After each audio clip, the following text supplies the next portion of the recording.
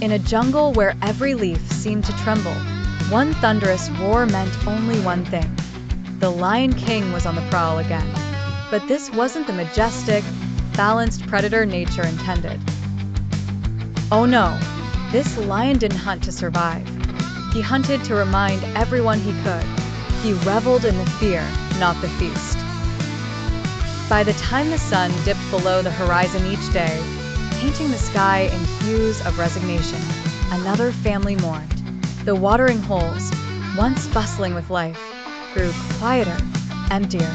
The very air grew heavy with a pervasive dread. The animals, from the smallest shrew to the mightiest elephant, had finally, undeniably, had enough. Their patience, their hope, their very lives were dwindling. Picture this, a lion so incredibly cruel that even the notoriously opportunistic vultures kept their distance, finding his reign far too unsettling. That was the tyrant who truly ruled this jungle, not by respect, but by sheer, brutal terror. And tonight, under the cloak of a moonless sky, the victims, the very creatures he preyed upon, were plotting a coup.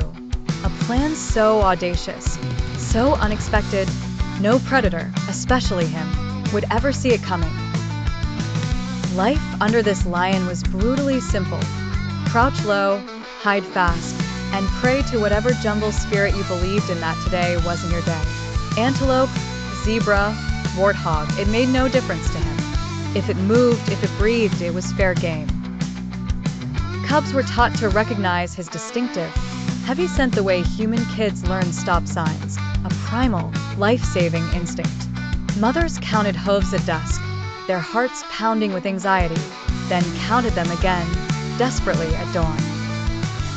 The lion's twisted philosophy was clear: strength equals absolute right. The jungle's philosophy, forced upon its inhabitants, became survive any way you possibly can. But survival was becoming an impossible dream.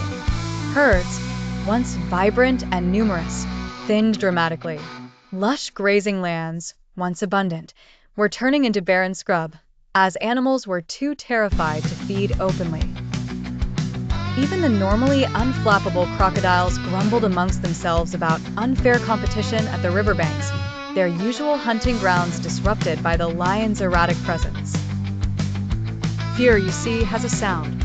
It's not a scream, it's a hush, a suffocating silence, broken only by the chilling crack of a twig under a heavy, predatory paw. That sound, that awful, pregnant pause, echoed through the jungle every single hour, a constant, terrifying reminder of who was in charge. This wasn't just a predator fulfilling his role. This was an unchecked force of nature, a king who had forgotten his duty to the kingdom, instead choosing to rule with an iron claw. His hunger wasn't just for food, but for dominion, for the sheer power of fear itself. And the jungle was dying under his heavy paw. One moonless night, a night so dark you could barely see your own paw in front of you, a clandestine meeting took place. Under the gnarled, twisted roots of the ancient baobab tree, a nervous little rabbit cleared his throat.